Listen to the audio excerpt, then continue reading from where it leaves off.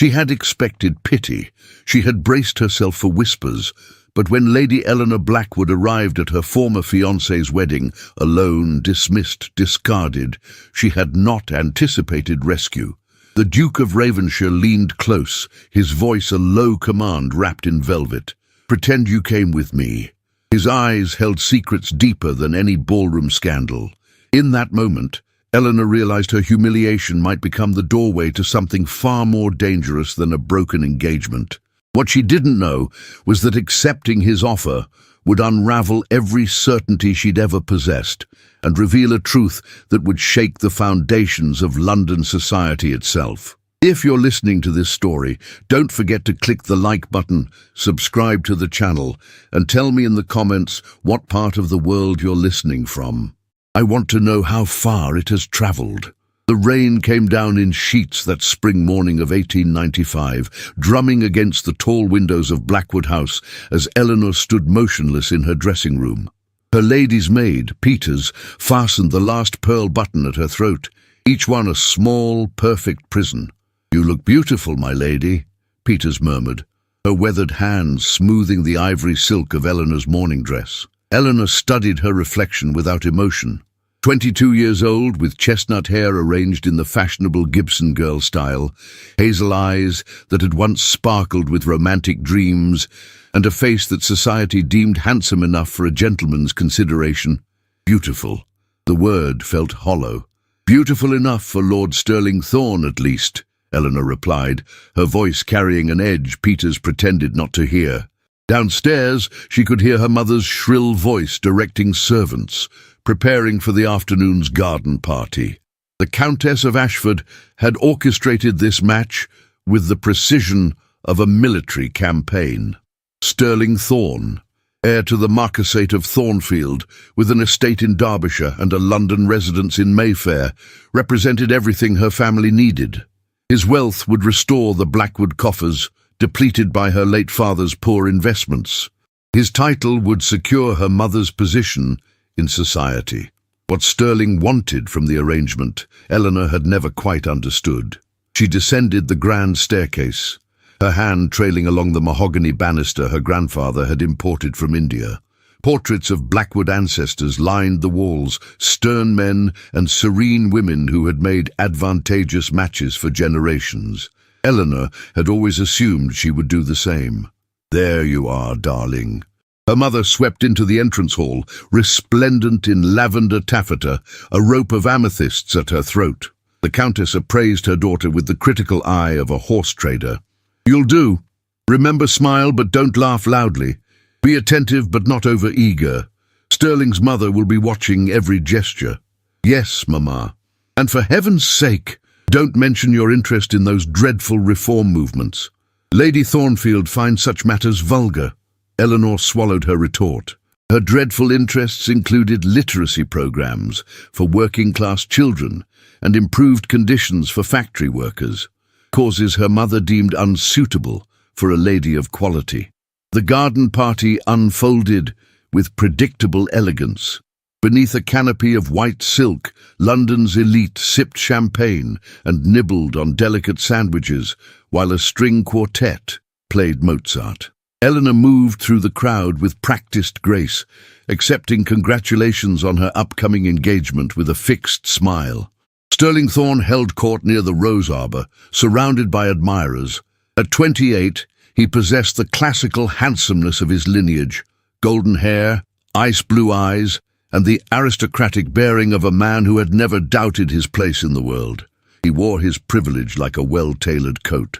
"Miss Blackwood," he approached, offering his arm with calculated charm. "You're looking particularly lovely today."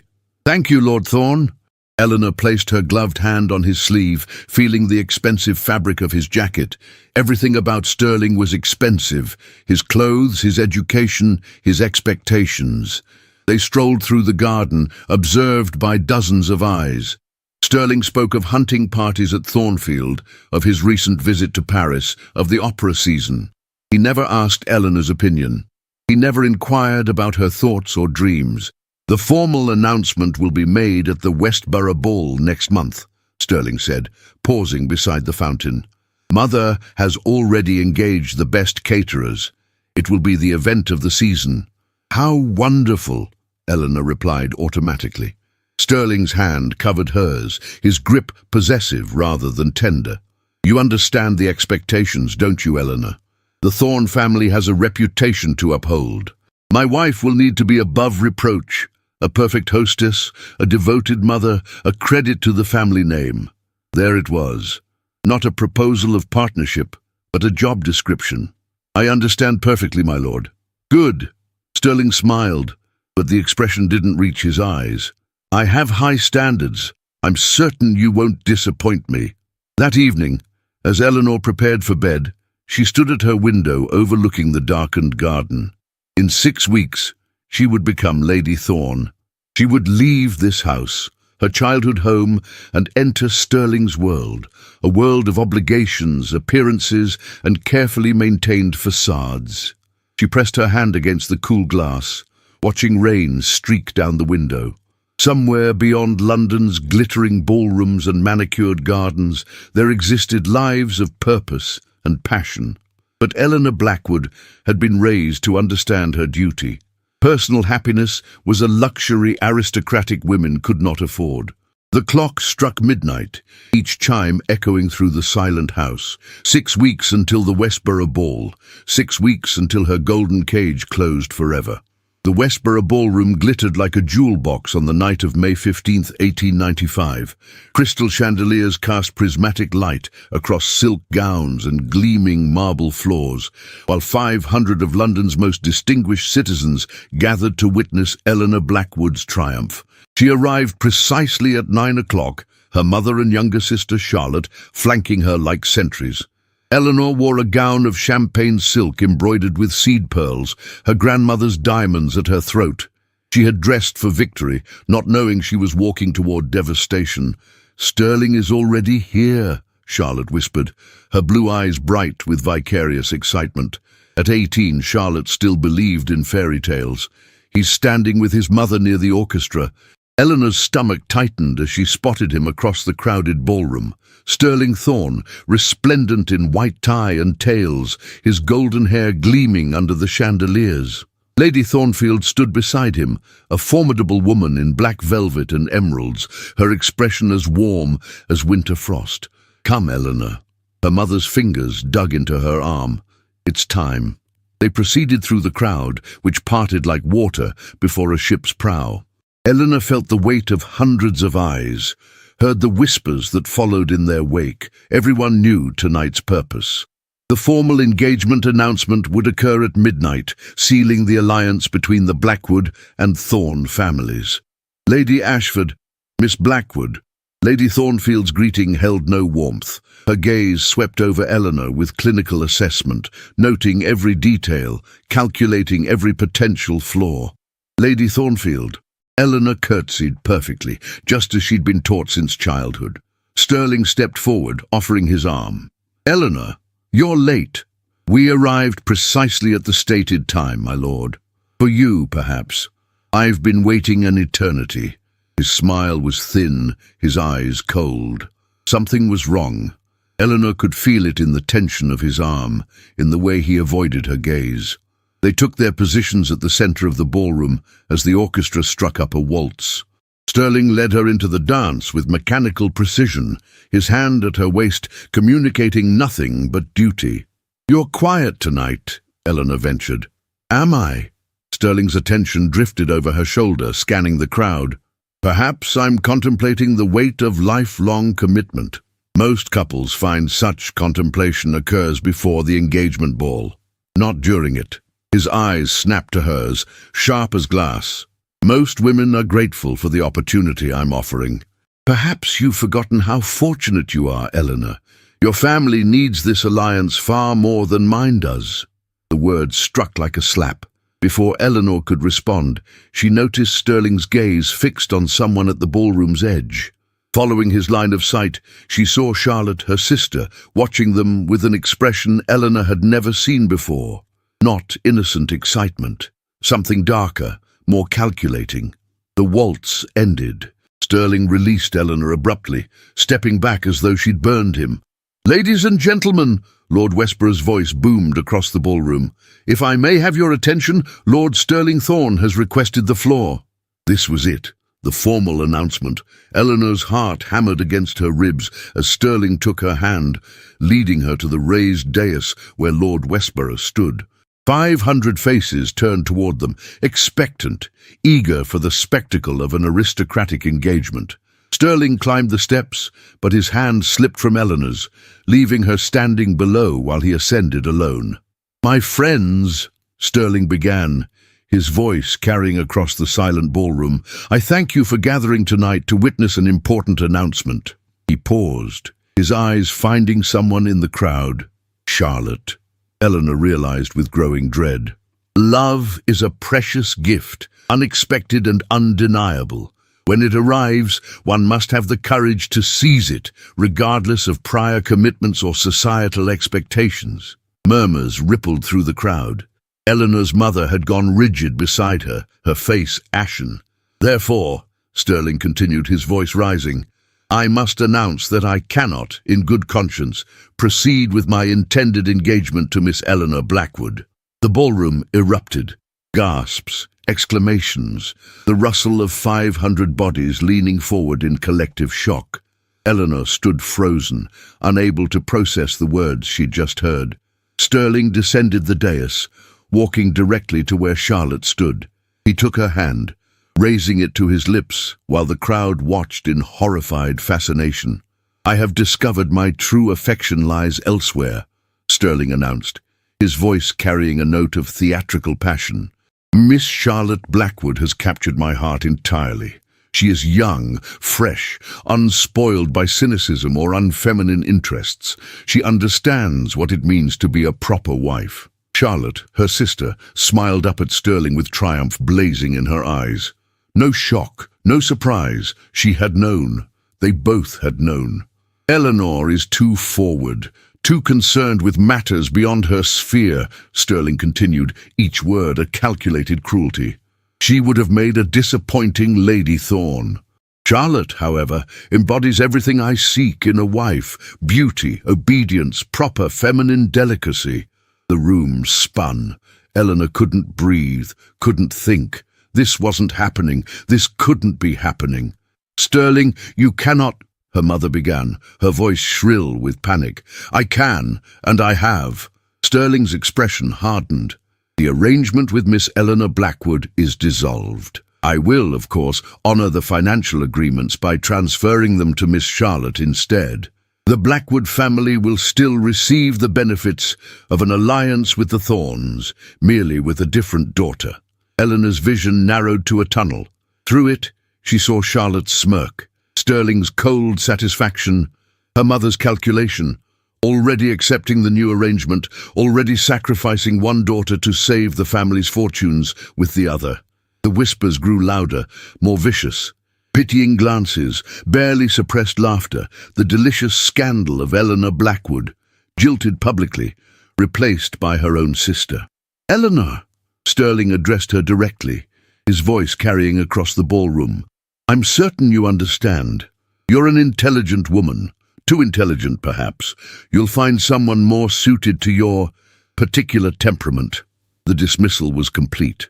22 years of careful breeding, perfect comportment, dutiful obedience, all rendered worthless in a moment of calculated cruelty.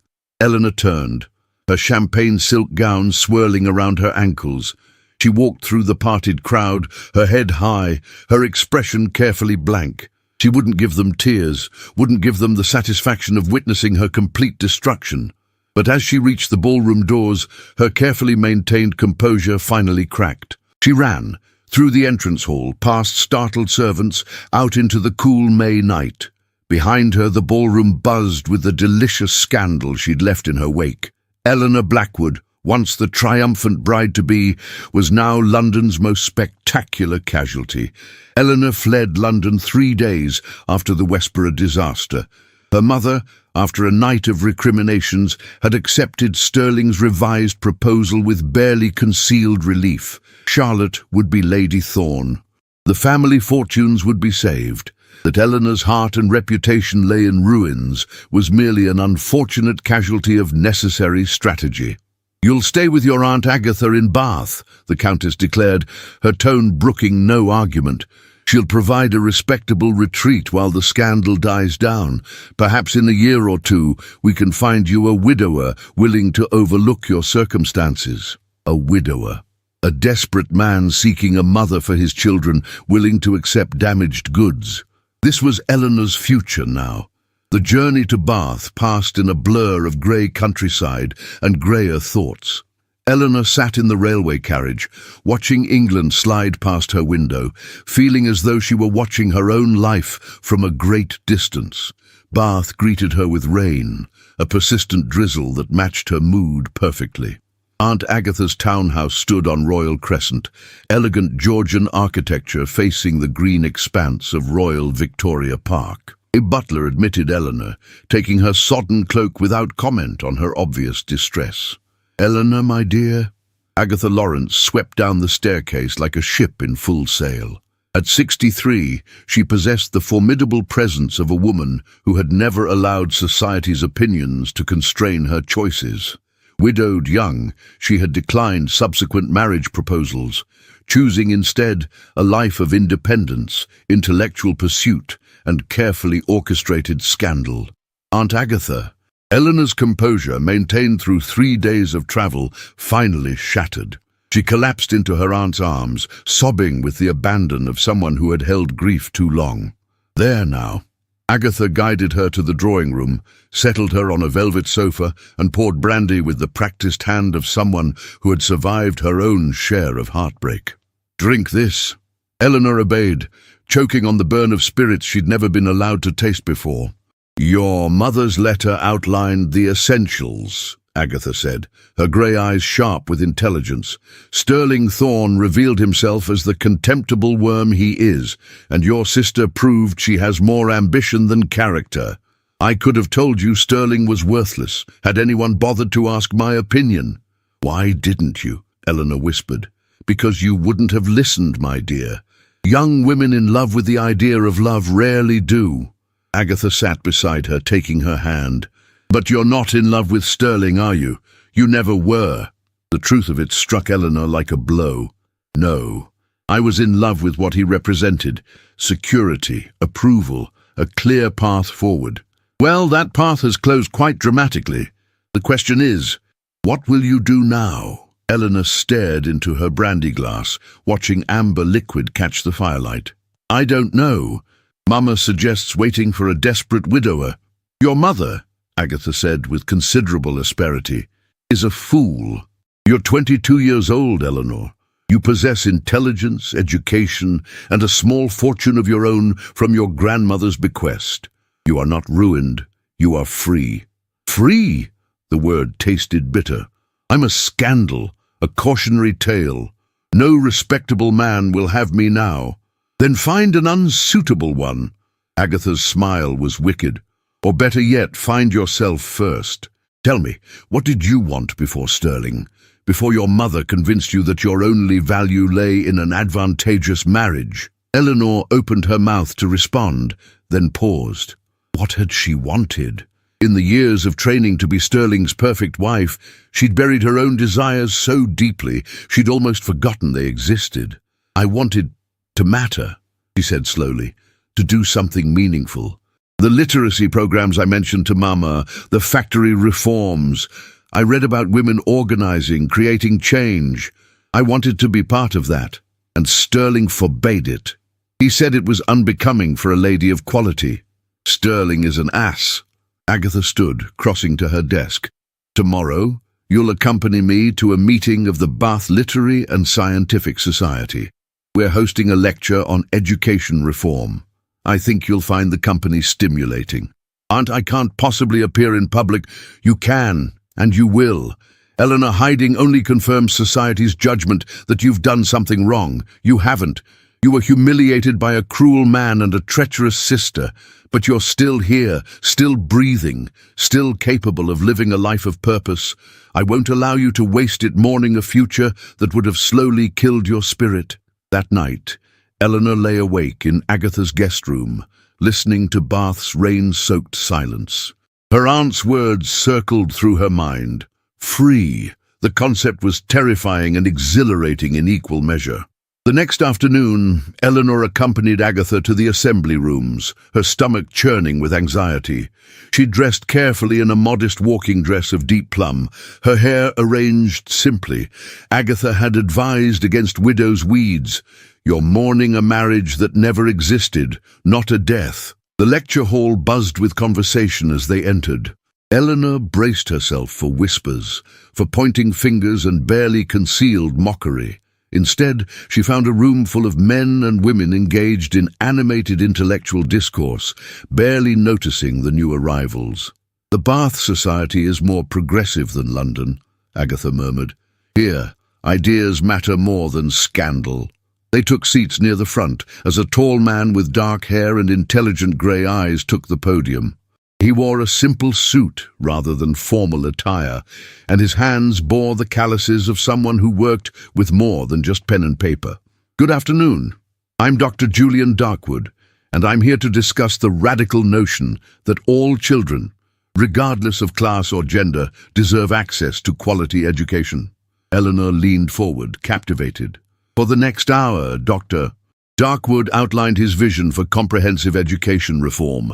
Free schools, trained teachers, curricula that included science and literature for girls as well as boys.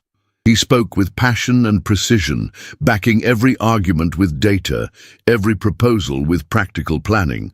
The greatest waste of our society, he concluded, is not economic, but intellectual. We discard half our population's potential simply because of their sex, and 3/4 because of their class. Imagine what Britain could achieve if we cultivated every mind, rather than just those born into privilege. The room erupted in applause. Eleanor found herself clapping enthusiastically, her cheeks flushed with excitement. This was what she'd longed for. Not ballrooms and betrothals, but ideas and purpose.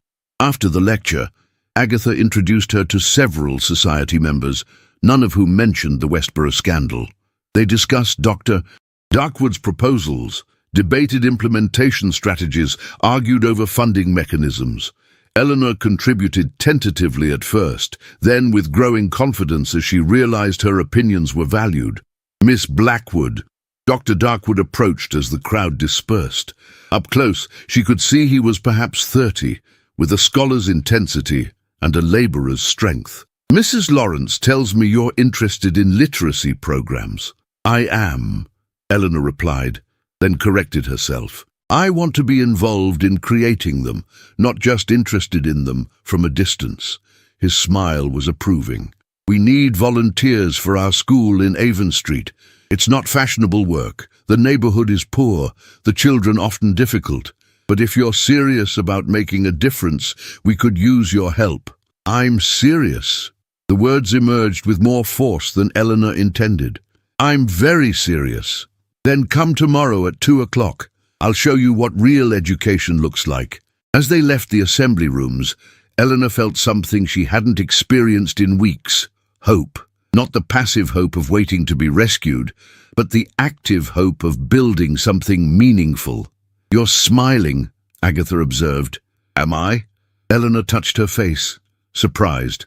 I suppose I am. Julian Darkwood is a good man, brilliant, principled, and utterly unsuitable by your mother's standards. His family has money but no title, and he insists on using his medical degree to treat the poor, rather than establishing a lucrative Harley Street practice. He sounds remarkable. He is, and he's completely unimpressed by aristocratic pretension, which I suspect you'll find refreshing after Sterling's pomposity. That night, Eleanor wrote in the journal Agatha had given her, the first words she'd penned since the Westboro disaster. Today I met a man who values what I think rather than how I look. Today I discovered that perhaps my greatest humiliation was actually my liberation. Today I began to imagine a life beyond the golden cage. She closed the journal, watching moonlight silver the Bath rooftops. Somewhere in London, Charlotte was planning her wedding to Sterling Thorne, But here in Bath, Eleanor Blackwood was planning something far more radical, a life of her own choosing. 6 weeks in Bath transformed Eleanor Blackwood in ways she could never have anticipated. The Avon Street School became her sanctuary, her purpose, her awakening. She arrived each afternoon to teach reading to children whose faces bore the mark of poverty's hard hand, hunger thin, prematurely wise, yet blazing with the fierce intelligence that adversity often sharpens. Julian Darkwood proved to be more than a passionate lecturer. He was a relentless organizer, a gifted teacher, and a man who saw potential where society saw only disposable lives. He treated Eleanor as an equal colleague from their first day, never mentioning her aristocratic background or recent scandal, judging her solely on her dedication and competence. "You're a natural teacher," he told her one afternoon in late June as they reviewed the week's progress. They sat in the school's cramped office, rain drumming against the single window. "Young Margaret has improved her reading by 3 levels in a month. That's your influence.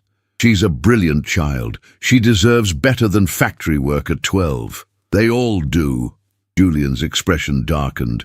"But without intervention, factory work or worse awaits most of them. The system is designed to consume the poor and maintain the privilege of people like—" He stopped abruptly. "People like me," Eleanor finished quietly. "I didn't mean—" "No, you're right. I was one of those people. I attended balls while children starved. I worried about gown colors while girls younger than me sold their bodies to survive." She met his eyes steadily. "But I'm trying to be better now, trying to do something meaningful with the privilege I can't entirely shed." Julian regarded her for a long moment, something shifting in his expression. "You're not what I expected, Miss Blackwood." "What did you expect?" "Someone playing at reform, a bored aristocrat seeking entertainment in slumming, but you're genuinely committed." He leaned forward. "There's a fundraising gala next month at the Royal Crescent Hotel. London society types who summer in Bath. We need their money to expand the school. Would you help us make our case? Your background could be useful." Eleanor's stomach clenched. "Return to society. After what happened? What happened was that a fool rejected you publicly. But you're still Lady Eleanor Blackwood, daughter of an earl, granddaughter of a duke. These people will listen to you in ways they won't listen to me." Agatha, consulted that evening, agreed enthusiastically. "It's time to remind London that you're not cowering in shame. Besides, I've heard Sterling and Charlotte will be summering in Bath. Seeing you confident and purposeful will be far more satisfying than hiding." The thought of facing Sterling sent ice through Eleanor's veins. But beneath the fear, something else stirred. Anger. Why should she hide while he paraded her sister as his prize? "I'll do it," Eleanor decided, "but on my terms. I'm not returning as a supplicant seeking redemption. I'm returning as someone who has found something more valuable than society's approval." The weeks leading to the gala transformed Eleanor once again. Agatha helped her choose a gown, deep sapphire silk that brought out the gold in her hazel eyes, modern in cut, elegant without ostentation. They practiced Eleanor's speech, refining it until every word blazed with controlled passion. The evening of July 20th arrived with the kind of perfect English summer weather that felt like a blessing. The Royal Crescent Hotel glittered with candlelight and crystal, filled with Bath's summer visitors. London aristocrats, wealthy merchants, provincial gentry. Eleanor entered on Agatha's arm, her head high, her heart hammering. The whispers started immediately. She felt them like insect bites, heard fragments of scandal recycled and embellished. But she also saw surprise on many faces. Eleanor Blackwood had not retreated to obscurity. She had emerged transformed. Julian met them near the entrance, striking in formal evening wear that transformed him from dedicated reformer to distinguished gentleman. "Miss Blackwood, you look magnificent." "Dr. Darkwood." Eleanor felt her cheeks warm at the genuine admiration in his eyes. Sterling had complimented her appearance as one might praise a well-trained horse. Julian looked at her as though he saw beyond mere surface beauty to something more essential.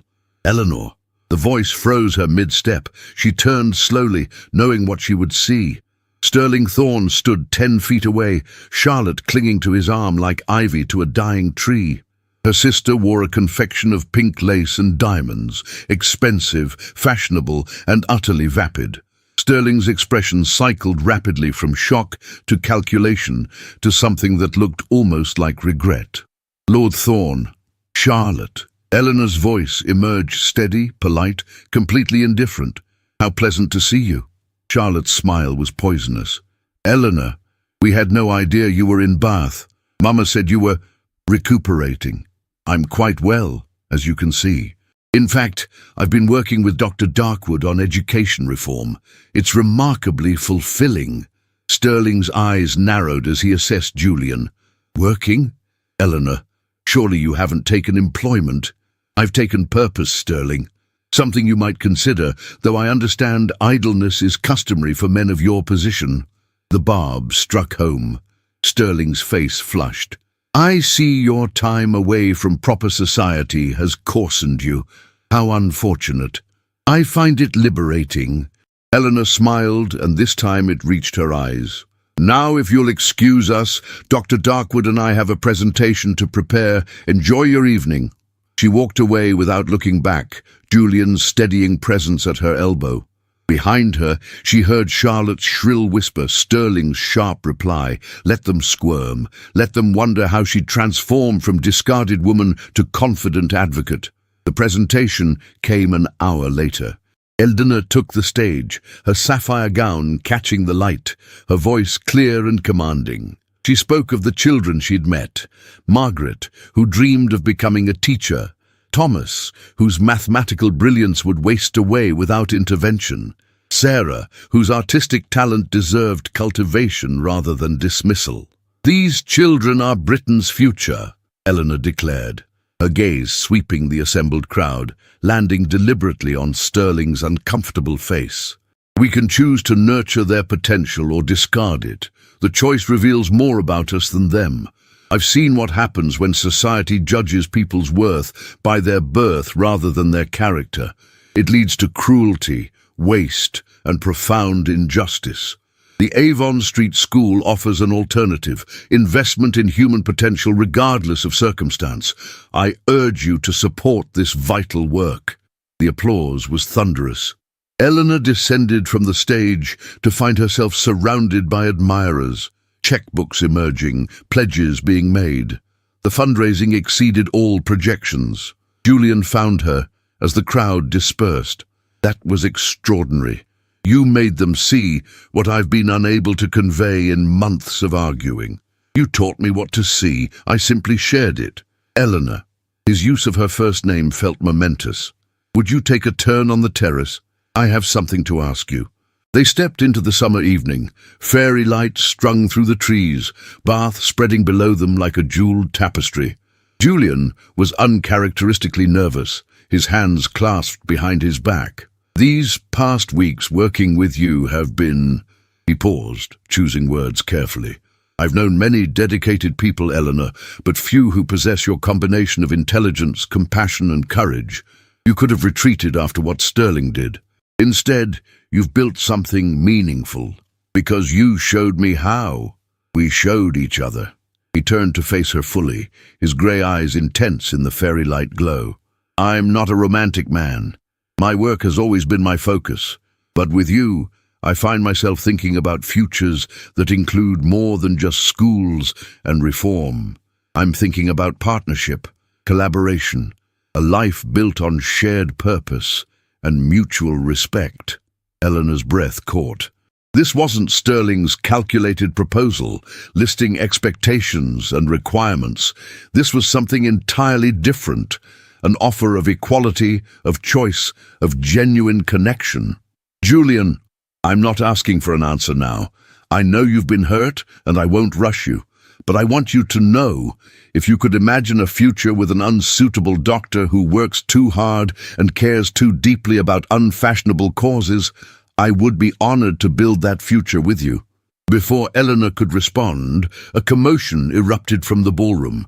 They hurried back inside to find Sterling and Charlotte at the center of a scene. Charlotte was crying dramatically, Sterling's face mottled with rage. "How dare you embarrass me like this?" Sterling hissed at Charlotte, unaware of the growing audience. "Flirting with Lord Pemberton in front of everyone? You're supposed to be my devoted fiancée." "You're boring," Charlotte shot back, tears streaming through her powder.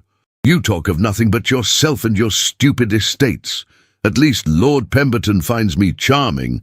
"Charming? You're a vapid child playing dress-up in your sister's cast-offs." Sterling's voice rose to a shout. "Eleanor was difficult, but at least she had a brain." The assembled crowd watched with fascinated horror as Sterling Thorne's perfect engagement imploded spectacularly. Eleanor felt Julian's hand at her back, steadying, supportive. "Perhaps we should go," he murmured. In a moment, Eleanor couldn't look away from the wreckage of what had once been her future. Sterling had chosen Charlotte for her youth, malleability, her willingness to be molded into his ideal.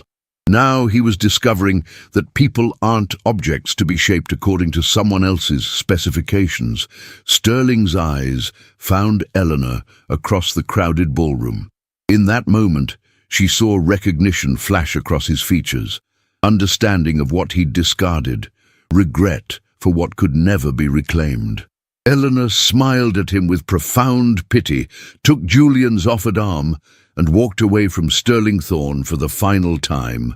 Outside, the summer night wrapped around them like silk. Julian said nothing, simply offered his presence, his patience, his quiet strength. "Yes," Eleanor said finally, "yes. My answer to your question, yes, I can imagine that future. In fact, I can't imagine any other." Julian's smile transformed his serious face into something radiant. He raised her hand to his lips, his kiss a promise rather than possession. "Then we'll build it together," he said simply. Behind them, the Royal Crescent Hotel buzzed with the delicious scandal of Sterling Thorne's second spectacular engagement disaster. But Eleanor Blackwood was no longer interested in society's dramas. She'd found something infinitely more valuable, a partner who valued her mind, respected her choices, and offered her the greatest gift of all, the freedom to choose her own destiny. The announcement of Eleanor Blackwood's engagement to Dr. Julian Darkwood sent ripples through London society that reached Bath within days. The Countess of Ashford's letter arrived on a Tuesday morning, its contents as predictable as they were painful. "Eleanor, your reckless behavior has brought further shame upon this family. To attach yourself to a man of no title who wastes his education on the undeserving poor demonstrates a complete lack of gratitude for the opportunities afforded you. You were to have been Lady Thorne. Instead, you will be Mrs. Darkwood, a doctor's wife, barely better than a tradesman's spouse. Charlotte's engagement to Sterling has been dissolved by mutual agreement. The scandal you created at the Bath Gala has tainted what should have been a triumphant match. She will now have to settle for someone of lesser consequence, and it is entirely your fault. Do not expect to return to Blackwood House. You have made your choice. You will live with the consequences." The Countess of Ashford Eleanor read the letter twice, then handed it to Agatha, who snorted with derision. "Your mother has always possessed a remarkable talent for making everything about herself," Agatha observed. "She's angry, not because you're unhappy, but because your choices refuse to follow her script. She's disowned me." Eleanor said the words experimentally, testing how they felt. Surprisingly, there was relief beneath the pain. "I'm free of her expectations. You're free of her control. There's a difference." Agatha poured tea with practiced grace. "Your grandmother's inheritance is legally yours. You have £3,000 a year, not a fortune by aristocratic standards, but enough to live comfortably. More importantly, you have Julian, your work, and a future of your own design." The weeks following the announcement proved Agatha correct. London society, which had scorned Eleanor after Sterling's rejection, now reconsidered her in light of her choice. Some remained critical. Marrying a titleless doctor was social suicide. But others, particularly younger women, saw Eleanor's path as intriguing, even admirable. "You've become something of a symbol," Julian told her one afternoon at the Avon Street School. They stood together at the window, watching their students play in the small courtyard. "Several families have contacted me about enrolling daughters in serious studies. They mention your name, your example. I didn't intend to become an example of anything. I just wanted to live meaningfully. That's what makes you powerful." He turned to face her, his expression serious. "Eleanor, before we proceed with wedding plans, I need you to fully understand what you're choosing. My work will always involve the poor, the sick, the people society prefers to ignore. I'll never have a Mayfair practice catering to wealthy hypochondriacs. We'll live comfortably but not lavishly. You'll face criticism for the rest of your life from people who believe you've married beneath your station."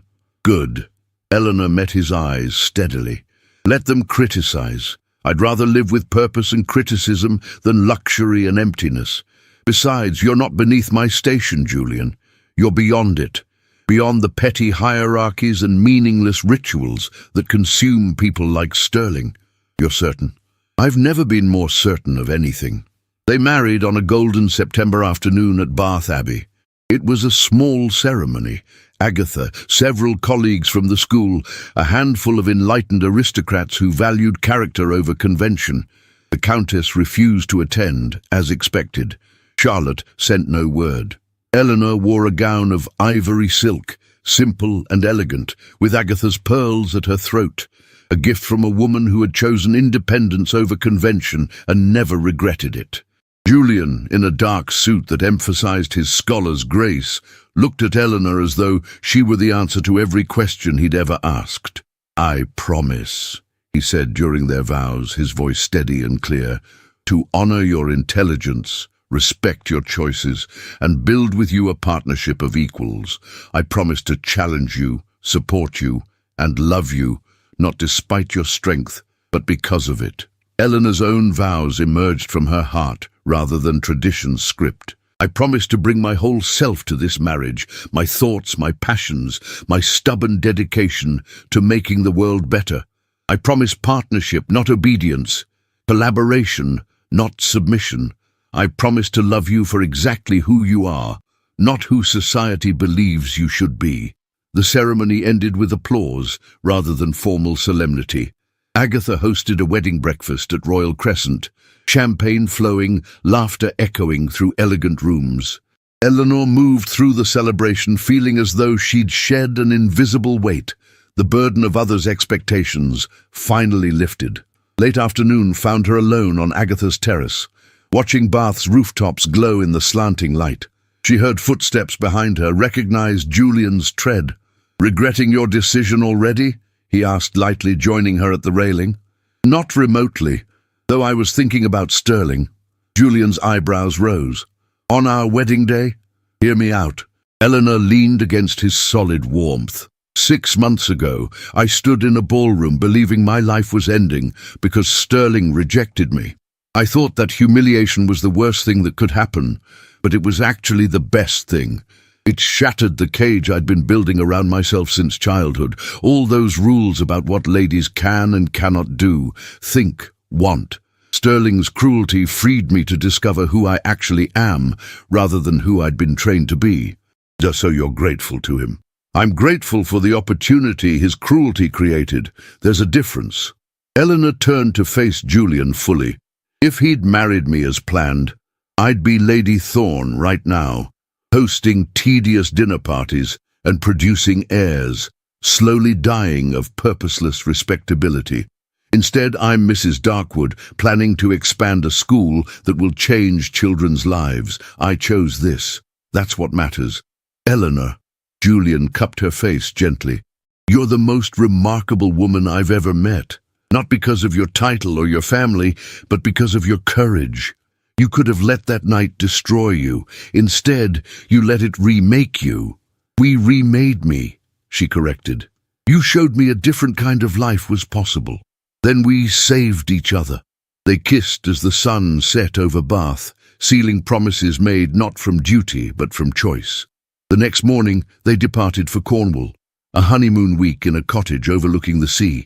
As their train pulled from Bath station, Eleanor caught a glimpse of Sterling Thorne on the platform, his golden handsomeness dimmed somehow, his expression haggard. He was alone, Charlotte nowhere in sight. Their eyes met briefly through the train window. Sterling raised his hand, whether in greeting or farewell, Eleanor couldn't tell. Then the train rounded a curve, and he vanished from sight. "Do you think he regrets it?" Julian asked, following her gaze. "Probably. But regret without change is meaningless."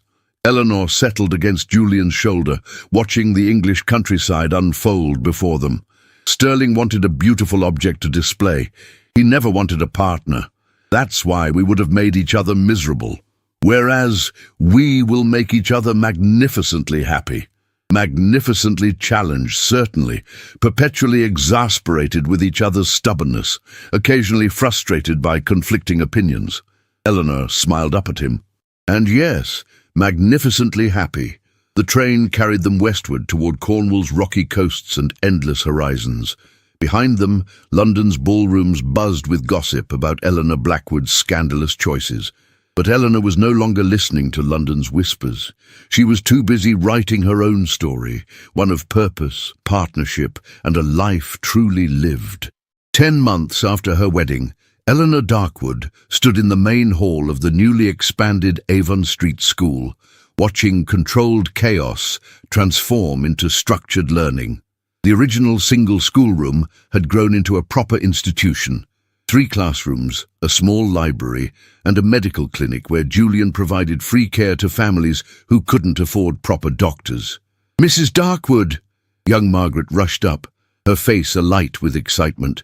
The hunger-thin child of the previous year had filled out with regular meals, her intelligence nurtured by consistent education. "I've finished my essay on Mary Wollstonecraft. Would you read it? I'd be honored."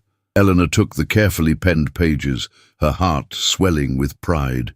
Margaret was 14 now, on track to attend the new women's college Agatha had helped establish. Not factory work for this brilliant girl, but university, a future Margaret would have been denied without intervention. The morning progressed in its beautiful, exhausting rhythm. Eleanor taught literature to the older students, led a discussion on women's suffrage that became spirited enough to require mediation, and helped Julian bandage a child's scraped knee in the clinic. It was demanding work, often frustrating, occasionally heartbreaking. It was also the most meaningful thing she'd ever done. Midday brought an unexpected visitor. Eleanor was reviewing enrollment applications in her small office when Agatha appeared in the doorway, her expression carefully neutral. "You have a caller, my dear. Lady Thornfield." Eleanor's pen stilled. "Sterling's mother." "The very same. She's waiting in my drawing room. I can send her away if you prefer." Eleanor considered briefly, then set down her pen. "No, I'll see her." Lady Thornfield sat ramrod straight on Agatha's best sofa, her black bombazine dress and jet jewellery unchanged from the previous year. She'd aged, Eleanor noticed. New lines around her mouth, grey threading her dark hair. The formidable woman who had assessed Eleanor like livestock now looked diminished, almost fragile. "Lady Thornfield." Eleanor remained standing, refusing to take the subordinate position. "This is unexpected. Mrs. Darkwood."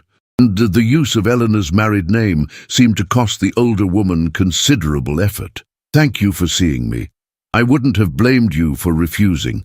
Why are you here?" Lady Thornfield drew a breath, her gloved hands clasped tightly in her lap. "To apologize, and to ask if you've seen my son recently." Eleanor blinked in surprise. "Sterling? No, not since the Bath Gala last summer." "I see." Something crumbled in Lady Thornfield's expression. "He's been unwell. Not physically, but he's withdrawn from society, spends his days drinking, refuses to engage with estate management. The engagement to your sister ended disastrously, as you likely know. Since then, he's rejected every potential match I've proposed. He says they're all vapid and boring compared to me, Eleanor finished, her voice carefully neutral. He was a fool. Lady Thornfield's words emerged with fierce intensity. I raised him to value appearance over substance, bloodlines over character. I taught him to view marriage as a transaction rather than a partnership, and in doing so, I destroyed any chance he had at happiness. Lady Thornfield, please, let me finish. The older woman's eyes gleamed with unshed tears. I attended your wedding. You didn't see me. I stood at the back, uninvited. But I watched you marry Dr. Darkwood, and I saw something I'd never seen on your face during all those months you were engaged to Sterling. Joy. True, unguarded joy. You glowed with it. Eleanor sank slowly into a chair, this conversation veering in directions she'd never anticipated. Sterling saw it too, Lady Thornfield continued. He was in Bath on business, saw the announcement. He went to the Abbey, watched from outside. He came home and told me he'd destroyed the only woman who could have made him happy, that he'd been so focused on finding someone malleable and obedient that he'd discarded someone remarkable. It's too late for regret to matter. I know. That's not why I came. Lady Thornfield straightened, some of her old steel returning. I came to tell you that you were right. At the Westborough ball, when Sterling dismissed you, he said you were too forward, too concerned with matters beyond your sphere. But you were simply too substantial for the shallow life he offered. And he was too limited to recognize your worth until he'd thrown it away. Why tell me this now? Because you deserve to know that his loss was profound. Because my son is miserable in his perfect aristocratic life while you're clearly thriving in your unsuitable marriage. Because, Lady Thornfield's voice wavered, because I owe you an apology for how we treated you. You deserved better. Eleanor studied the woman who had once looked through her like glass. I did deserve better. And I found it, not in spite of what Sterling did, but because of it. He freed me to discover what I actually wanted from life. You're very generous. I'm honest. Sterling wasn't wrong that we were incompatible. He was wrong about why. He thought I needed to change to suit him. It never occurred to him that perhaps he should grow to meet me as an equal. No, I raised him to believe the world should accommodate him, not the other way around. Lady Thornfield rose, her movements stiff with age and regret. I should go. I've taken enough of your time. Lady Thornfield. Eleanor walked her to the door. I hope Sterling finds happiness eventually, but I also hope he learns that happiness requires growth, compromise, and the courage to choose substance over appearance. I couldn't teach him that. Perhaps life will. After Lady Thornfield departed, Eleanor returned to Avon Street School, her mind churning with the unexpected encounter. She found Julian in the clinic, stitching a boy's gashed arm with gentle precision. "All right?" he asked, reading her expression. Sterling's mother visited. He's apparently miserable, drinking heavily, full of regrets. Julian tied off his suture, bandaged the wound, and sent the boy off with instructions for care. Then he turned his full attention to Eleanor. How do you feel about that? Honestly? Sad for him, but not guilty, not tempted to reconsider. Not anything except sad that he's trapped in a life he built around hollow values. Eleanor took Julian's hand, and grateful that I escaped before that became my life too. You wouldn't have let it trap you forever. You're too strong for that. Maybe. But I might have wasted years trying to make it work before I found the courage to leave. Sterling's cruelty gave me a brutal but effective exit. In that evening, they walked home through Bath's twilight streets, past Georgian crescents and Roman baths, through a city that had become their sanctuary. Julian's practice was growing, Eleanor's school expanding. They'd purchased a modest townhouse near the Royal Crescent, filling it with books and purpose rather than expensive furniture and empty ritual. I received a letter from the Women's Education Society, Eleanor said, as they climbed their front steps. They want me to speak at their London conference next month about alternative paths for women after social disappointment. Will you do it? I think so. It's time to return to London. not as the humiliated reject skulking in shame, but as someone who built something meaningful from disaster. Julian unlocked their door, ushering her into the warm glow of their entrance hall. "You're not worried about facing that crowd again?" "Terrified, actually, but also excited. If my story can help even one woman understand that a broken engagement isn't the end of her world, that it might be the beginning of something better, then the terror is worth it." They settled in their library, Eleanor with correspondence to answer, Julian with medical journals to review. Outside, Bath sparkled with gaslight and possibility. Inside, two people worked side by side, building separate contributions to a shared vision of a better world. At midnight, Eleanor set down her pen and stretched. Julian had fallen asleep over his journal, his dark head bent over pages of medical text. She covered him with a blanket, extinguished the lamps, and stood at the window, watching moonlight silver the empty street. A year ago, she'd stood in her mother's house, preparing for an engagement ball that would destroy her carefully planned future. She'd been terrified, trapped, slowly suffocating in a golden cage. Now she stood in her own home, married to a man who valued her mind, engaged in work that mattered, planning a future of her own design. She'd been rejected, humiliated, publicly dismissed as unsuitable, and it had saved her life. Eleanor smiled at her reflection in the dark window. Tomorrow, she would teach children to read, help families access medical care, and plan her London speech. She would live purposefully, love genuinely, and bloom exactly where she'd chosen to plant herself. Sterling Thorne could keep his title, his estates, his empty aristocratic existence. Eleanor Darkwood had something infinitely more valuable, a life that was truly, authentically her own. And that was more than enough. If you've enjoyed Eleanor's journey from humiliation to triumph, please click the like button and subscribe to this channel for more dramatic stories of courage, transformation, and finding yourself when everything falls apart. Tell me in the comments where you're listening from. I love knowing how far these stories travel. What part of Eleanor's story resonated most with you? Let's discuss in the comments below. Until next time, remember, sometimes the worst thing that happens to you becomes the doorway to your best life.